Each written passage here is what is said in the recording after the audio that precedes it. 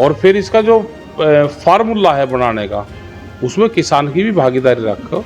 जिसके आप फसलों के दाम तय करते हो उसको आप बुलाते नहीं, उससे आप पूछोगे नहीं। जो भारत सरकार ने एमएसपी दे रही है या बढ़ाई है, उस पर एक कानून बन जाए। क्या सारे फसलों की खरीद की गारंटी लेगी वो? एक तरफ जहां केंद्र सरकार ने किसानों को सौगात देते हुए धान समेत 14 फसलों की एमएसपी बढ़ाने की मंजूरी दे दी है, तो वहीं दूसरी तरफ सरकार के इस फैसले पर राकेश टिकैत ने सवाल खड़ा कर दिया है। राकेश टिकैत का कहना है कि फसलों पर सरकार जो एमएसपी दे रही है या बढ़ा रही है, उस पर एक कानून बन जाए जिससे सरकार सारी फसलों की खरीद की गारंटी ले। देखो, ये पहले से ही है, एमएसपी हर साल बढ़ती है। एक तो बढ़ने का जो पैमाना है, जो उसका फॉर्मेट है, वो एक तो वो ठीक नहीं है। क्या किसानों को भी बुला के उनकी भी बात सुनी जब बढ़ाया? तो नहीं करा। और दूसरा है, जो हमारी डिमांड है वो है एमएसपी गारंटी कानून।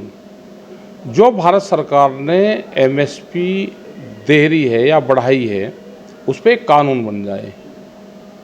क्या सारे फसलों की खरीद की गारंटी लेगी वो? क्या पूरी फसलों को खरीद देगी? जब सरकारें नहीं खरीद रही तो एक कानून इस पर बना दो कि इसके कम पे कोई भी व्यापारिक खरीद नहीं होगी। हमारी यही बड़ी हमारी डिमांड है। राकेश टिकैत का मानना है कि अगर सही दाम मिलने लगेंगे तो किसान भाइयों को आर्थिक मोर्चे पर दुश्वारियों का सामना नहीं करना पड़ेगा। किसानों को अगर उचित कीमत मिल जाए तो वो कुछ भी पैदा कर सकते हैं, उनके लिए कुछ भी कठिन नहीं है। वहीं राकेश टिकैत ने जोर देते हुए आगे कहा कि सरकार किसानों को उनकी फसल पर उचित कीमत दिलाए।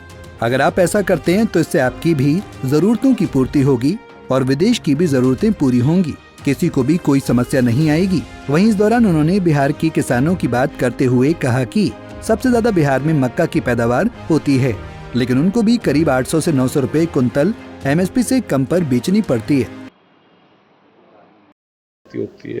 बिहार में मक्का की खेती होती है, सबसे ज़्यादा बिहार में पैदावार होती है मक्का की, लेकिन उनको भी करीब 800 रुपये 900 रुपये पर क्विंटल उनको एमएसपी से कम पे बेचनी पड़ती है। करीब 7 से 8 हज़ार करोड़ रुपए का एक साल में अकेले बिहार को नुकसान है। समझिए नुकसान है इसका।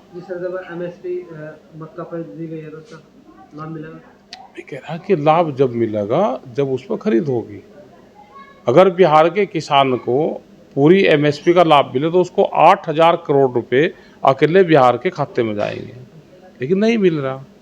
ये है तो जो सरकार ने जो किया, किसान इससे खुश है?